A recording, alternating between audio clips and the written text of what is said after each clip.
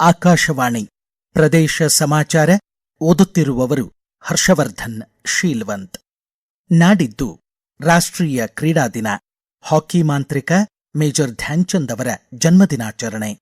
ರಾಷ್ಟ್ರೀಯ ಕ್ರೀಡಾ ದಿನದ ಪೂರ್ವಭಾವಿಯಾಗಿ ಕೇಂದ್ರ ಕ್ರೀಡಾ ಸಚಿವಾಲಯ ಆಯೋಜಿಸಿರುವ ಖೇಲೋ ಇಂಡಿಯಾ ಖೇಲ್ ಕಿ ಬಾತ್ ಪಿಎಂ ಕೆ ಸಾಥ್ ಸಂವಾದ ಕಾರ್ಯಕ್ರಮದಲ್ಲಿ ಪ್ರಧಾನಮಂತ್ರಿ ನರೇಂದ್ರ ಮೋದಿ ಅವರು ಇಂದು ಬೆಳಗ್ಗೆ 11:30 ಹೊಸದಿಲ್ಲಿಯಿಂದ ವರ್ಚುವಲ್ ವೇದಿಕೆಯಲ್ಲಿ ಮಾತನಾಡುತ್ತಿದ್ದಾರೆ.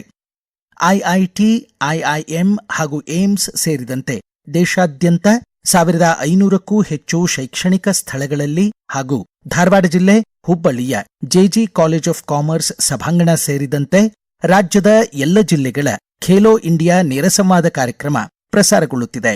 ಆಶೋತ್ತರಗಳನ್ನು ದೇಶದ ಕ್ರೀಡಾ ನೀತಿಯ ಭಾಗವಾಗಿಸಲು ಯೋಜನಾಬದ್ಧ ಕ್ರಮ ಕೈಗೊಳ್ಳಲಾಗುತ್ತಿದೆ ಎಂದ ಪ್ರಧಾನಮಂತ್ರಿಯವರು ಕ್ರೀಡಾ ಪಯಣ, ದೇಶದ ಒಲಿಂಪಿಕ್ಸ್ ಮಹತ್ವಾಕಾಂಕ್ಷೆ, ಯುವ ನಾಯಕತ್ವ, ವಿಕಸಿತ ಭಾರತ ಹಾಗೂ ನಶೆ ಮುಕ್ತ ಯುವಜನತೆ ಹೀಗೆ ಒಟ್ಟು 5 ಬಿಂದುಗಳ ಮೇಲೆ ಅವರು ಮಾತನಾಡುತ್ತಿದ್ದಾರೆ.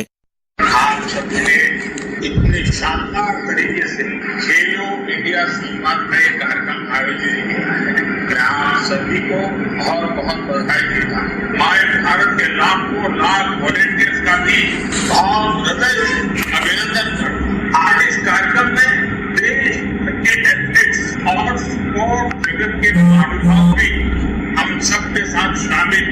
आप सबको पता है साथियों, 2 दिन बाद नेशनल स्पोर्ट्स डे भी। मैं आप सभी को, देश भर के युवाओं को और खेल जगत से जुड़े सभी साथियों को खेल दिवस की अग्रिम शुभकामनाएं देता हूं। ये दिन मां भारती के महान संतान मेजर ध्यानचंद जी को याद करने का भी अवसर। ಇಂದು ವಿಶ್ವ ಕೆರೆಗಳ ದಿನಾಚರಣೆ. ಕೆರೆಗಳನ್ನು ಉಳಿಸಿ, ನೀರನ್ನು ಸಂರಕ್ಷಿಸಿ, ಭವಿಷ್ಯವನ್ನು ರಕ್ಷಿಸಿ, ಕೆರೆಗಳು ಪ್ರಕೃತಿಯ ಜೀವನಾಡಿ ಎಂಬ ಧ್ಯೇಯದೊಂದಿಗೆ ಸಾಮುದಾಯಿಕ ಸಹಭಾಗಿತ್ವದಲ್ಲಿ ಕೆರೆಗಳ ಸ್ವಚ್ಛತೆ ಹಾಗೂ ಜನಜಾಗೃತಿ ಕಾರ್ಯಕ್ರಮಗಳು ನಾಡಿನಾದ್ಯಂತ ಹಲವೆಡೆ ಆಯೋಜಿತವಾಗಿವೆ. ನೇಪಾಳ ಪ್ರವಾಸಕ್ಕೆ ತೆರಳಿರುವ ಕರ್ನಾಟಕದವರು ಸಂಪರ್ಕಕ್ಕೆ ಸಿಗದಿದ್ದರೆ ಶುಲ್ಕರಹಿತ ಸಹಾಯವಾಣಿ 1070 ಅಥವಾ 082022537707ಕ್ಕೆ ಕರೆ ಮಾಡಿ ಮಾಹಿತಿ ನೀಡುವಂತೆ ಕಂದಾಯ ಇಲಾಖೆ ಸೂಚಿಸಿದೆ. ಮಾನಸ ಸರೋವರ ಯಾತ್ರೆಗಾಗಿ ನೇಪಾಳಕ್ಕೆ ತೆರಳಿದ್ದ ಕಲಬುರಗಿ ಜಿಲ್ಲೆ ಚಿಂಚೋಳಿ ತಾಲೂಕು ಕೊಡ್ಲಿ ಗ್ರಾಮದ ಮಲ್ಲಿನಾಥ್ ಹಾಗೂ ಕನಕಪುರದ ಸಂಗಮೇಶ್ ನೇಪಾಳದ ಬೆಟರ್ವಾಟಿಯಲ್ಲಿ ಸುರಕ್ಷಿತವಾಗಿದ್ದಾರೆ ಎಂದು ವರದಿಯಾಗಿದೆ. ಪಶ್ಚಿಮ ಘಟ್ಟ ವ್ಯಾಪ್ತಿಯ ರಾಜ್ಯದ 10 ಜಿಲ್ಲೆಗಳ 1449 ಗ್ರಾಮಗಳು ಪರಿಸರ ಸೂಕ್ಷ್ಮ ಪ್ರದೇಶ ಎಂದು ಕೇಂದ್ರ ಅಧಿಸೂಚನೆ ಹೊರಡಿಸಿದ ಹಿನ್ನೆಲೆ ಸೆಪ್ಟೆಂಬರ್ನಲ್ಲಿ ವಿಶೇಷ ಸಚಿವ ಸಂಪುಟ ಸಭೆ ನಡೆಯಲಿದೆ ಎಂದು ಮುಖ್ಯಮಂತ್ರಿ ಡಿಕೆ ಶಿವಕುಮಾರ್ ಬೆಂಗಳೂರಿನಲ್ಲಿ ತಿಳಿಸಿದ್ದಾರೆ. 1 ದಿನದ ವಿಶೇಷ ಅಧಿವೇಶನ ನಡೆಸುವ ಬಗ್ಗೆಯೂ ಚಿಂತಿಸಲಾಗಿದೆ ಎಂದು ಅವರು ಸ್ಪಷ್ಟಪಡಿಸಿದರು. ಪರವಾನಗಿ ಪಡೆದು ಹೋಂಸ್ಟೇ ನಡೆಸುವುದು ಕಡ್ಡಾಯ.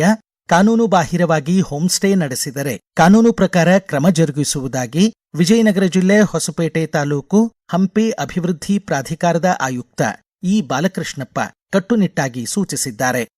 ಶ್ರೀ ರಾಘವೇಂದ್ರ ಸ್ವಾಮಿಗಳ 355ನೇ ಆರಾಧನಾ ಮಹೋತ್ಸವದ ಅಂಗವಾಗಿ ರಾಯಚೂರಿನ ಮಂಚಾಲಯ ಮಂತ್ರಾಲಯದ ಶ್ರೀಮಠದಲ್ಲಿ ಇಂದಿನಿಂದ ಸೆಪ್ಟೆಂಬರ್ 2ನೇ ತಾರೀಖಿನವರೆಗೆ ಸಪ್ತರಾತ್ರೋತ್ಸವ ಜರುಗಲಿದೆ. ಪೀಠಾಧಿಪತಿ ಶ್ರೀ ಸುಬುಧೇಂದ್ರ ತೀರ್ಥರು ಇಂದು ಸಪ್ತರಾತ್ರೋತ್ಸವಕ್ಕೆ ಚಾಲನೆ ನೀಡಲಿದ್ದಾರೆ. ಸೆಪ್ಟೆಂಬರ್ 1ರಂದು ಶ್ರೀ ಸುಜ್ಞಾನೇಂದ್ರ ತೀರ್ಥರ ಆರಾಧನಾ ಮಹೋತ್ಸವ ನಡೆಯಲಿದೆ. 1000 ಹಾಡುಗಳ ಸರದಾರ ಹುಕ್ಕೇರಿ ಬಾಳಪ್ಪನವರ ದತ್ತಿ ಕಾರ್ಯಕ್ರಮ ಧಾರವಾಡದ ಕರ್ನಾಟಕ ವಿದ್ಯಾವರ್ಧಕ ಸಂಘದಲ್ಲಿ ಜರುಗಿತು. ಹಿರಿಯ ಚಿಂತಕ, ಬೆಳಗಾವಿ ಜಿಲ್ಲೆ ಗೋಕಾಕ್ ತಾಲೂಕು ಯರಗಟ್ಟಿಯ ಅಶೋಕ್ ಹಾದಿಮನಿ ಹುಕ್ಕೇರಿ ಬಾಳಪ್ಪನವರ ವ್ಯಕ್ತಿತ್ವ ಮತ್ತು ಕೃತಿತ್ವದ ಕುರಿತು ಮಾತನಾಡಿದರು.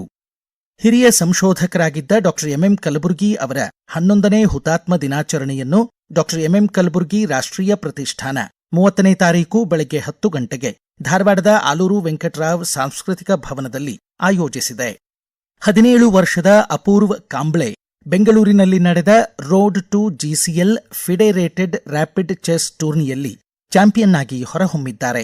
700ಕ್ಕೂ ಹೆಚ್ಚು ಆಟಗಾರರು ಭಾಗವಹಿಸಿದ್ದ ಟೂರ್ನಿಯನ್ನು ಗ್ಲೋಬಲ್ ಚೆಸ್ ಲೀಗ್ ಸಂಯೋಜಿಸಿತ್ತು.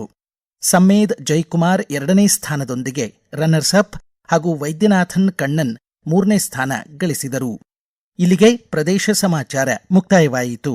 ನಮ್ಮ ಮುಂದಿನ ರಾಷ್ಟ್ರೀಯ ವಾರ್ತಾ ಪ್ರಸಾರ ಮಧ್ಯಾಹ್ನ 1:10 PM.